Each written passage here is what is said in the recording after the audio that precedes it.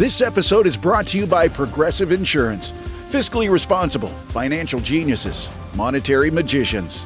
These are things people say about drivers who switch their car insurance to Progressive and save hundreds. Because Progressive offers discounts for paying in full, owning a home, and more. Plus, you can count on their great customer service to help you when you need it, so your dollar goes a long way. Visit Progressive.com to see if you could save on car insurance. Progressive Casualty Insurance Company and Affiliates. Potential savings will vary. Not available in all states or situations.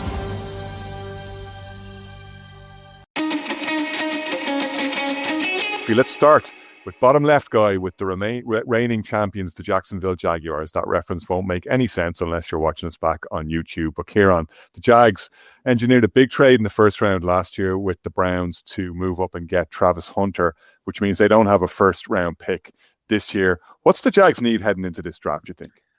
Well, with the 56th pick, I mean that's a long time to wait to get some really, top level college players. I mean, you got to look around the team and what they lost. They lost Devin Lloyd, that kind of mainstay of the linebacking crew. But probably the biggest one is losing Etienne, a running back.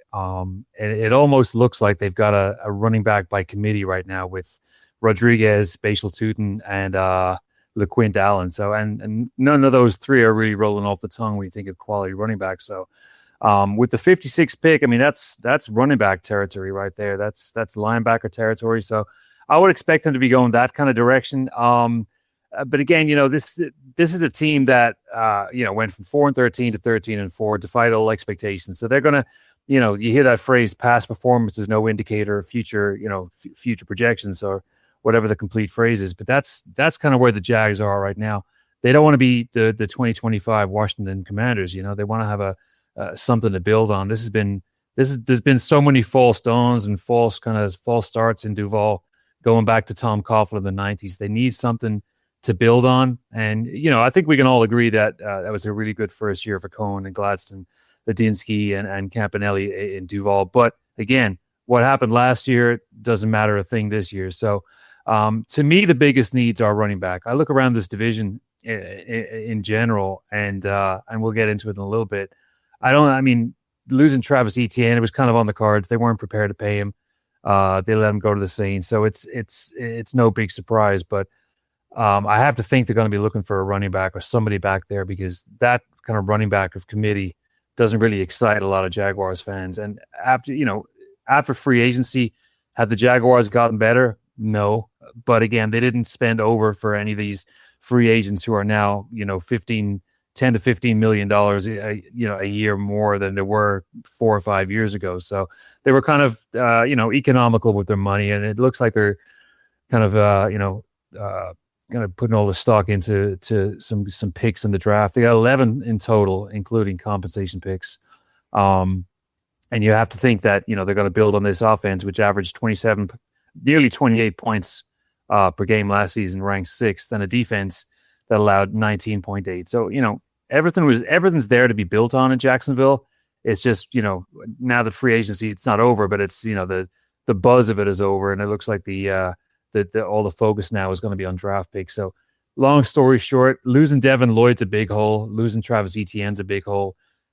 They've kind of solidified the O-line with, Cole Van Lanen, Ezra Cleveland, and Macari. So the positions of need, it's got to be running back for me, and definitely linebacker. Maybe throw in a D tackle as well, just to help out somewhat aging Armstead back there as well. So, but that's my opinion there. Brian, they'd be looking under rocks and sending the lizards scurrying in Jacksonville, trying to find all those positions that Ciaran mentioned.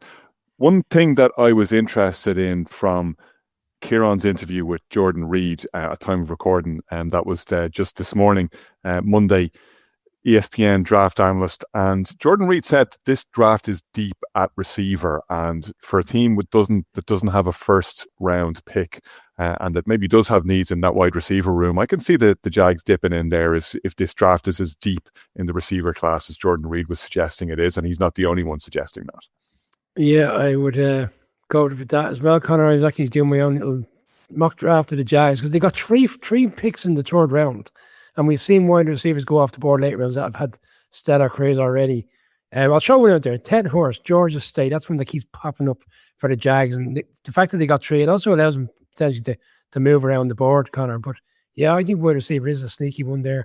Second round pick. I thought we were done with the Jags because the way Ciaran started with the 56th pick in the draft, I thought he was giving us the selection already. But yeah, I think Kieran's kind of onto something there. I think he's put that one up on Polymarket now. He's gonna put a new extension on the house when that one comes good for him. I think that's second. Except he wouldn't be doing it on Polymarket. He'd be making his bet with QuinnBet. Can you get QuinnBet in the States? Find a way. We'll have to find out. IP addresses, VPNs. Conor, I think you're on the right thing. The fact that they got 3 round picks, and I know they're no 4th round pick, but those 3 picks in the 3rd round are significant on the second night. And I think it allows a bit of flexibility for them to take a best player available, or maybe move around the board to see if a wide receiver drops that they like to move and get him. But I certainly think wide receiver will be addressed. There's still a lot of speculation whether Brian Thomas Jr. will be there to start the season. I know the Jags media are kind of deflecting slightly on that, and so have the Jags officials, but there's no smoke without fire. He was nearly traded on the deadline last November. It's been continuously talked about. It strikes me as that kind of deal that if some team don't get a wide receiver that they're after in the draft, they might make a deal to get him in, and that will only be on the back of the Jags selecting wide receivers. So I think you're on something there, yeah. Shane, we talk about a lot how you're building, first of all, to get out of your own division. And if I'm in the Jacksonville hot seat, I'm looking at that Texans defense and what they were able to do last year. And I'm looking at that Texans offense and what they weren't able to do last year. But I'm thinking that's a threat. I'm not sure where the Colts are going to be, but I'm thinking regardless, I want to make sure that Trevor Lawrence is properly protected.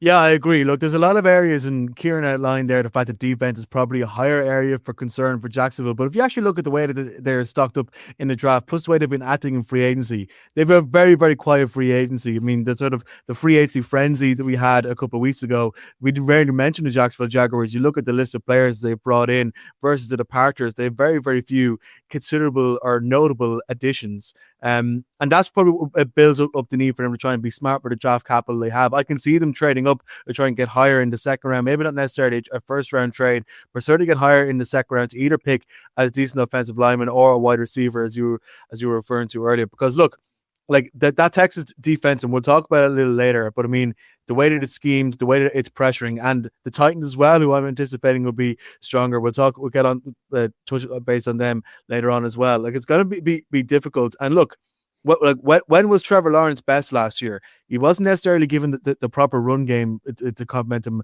at all times when he really, really needed it. He had improvements in wide receiver when he decided to make moves in the middle of the season, but he needed confidence, and in order to have confidence, you have to have the right coaching. You have to have the head coach to back you, but also you need to be able to stay upright. So I can definitely see the moving. That said, though, I definitely think that their first pick will be going in the linebacker room. I mean, just think of their defense and how much pressure that they will need to get on quarterbacks in their division.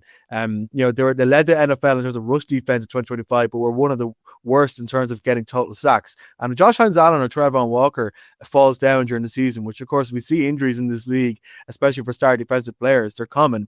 What's the backup plan? Is there a linebacker that can make plays? Are you going edge? So I definitely think that is where they're going to use the bulk of their draft capital. But further down the line, I could see them using a couple of those third round picks to maybe trade up, try and get higher, to try and get something on the offense, probably a wide receiver.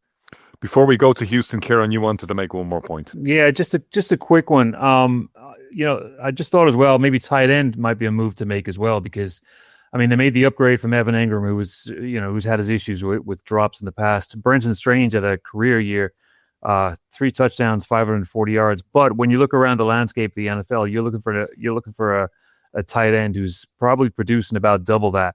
I mean, you look at tight end heavy teams like the Rams and the Seahawks. You're looking, maybe the Jags might be looking for somebody, in that regard. We talked about Kenyon Sadiq last week. Another guy to look out for is Eli Stowers from Vandy. I mean, this he ran a 4.51, 6'4". He's not really a blocking tight end, more of a catching tight end. So that's another name just to look out for as well. Because that Lawrence offense has got to be fueled constantly. I mean, it can't be one dimensional with just the running game and Lawrence running too. So look for another addition there maybe.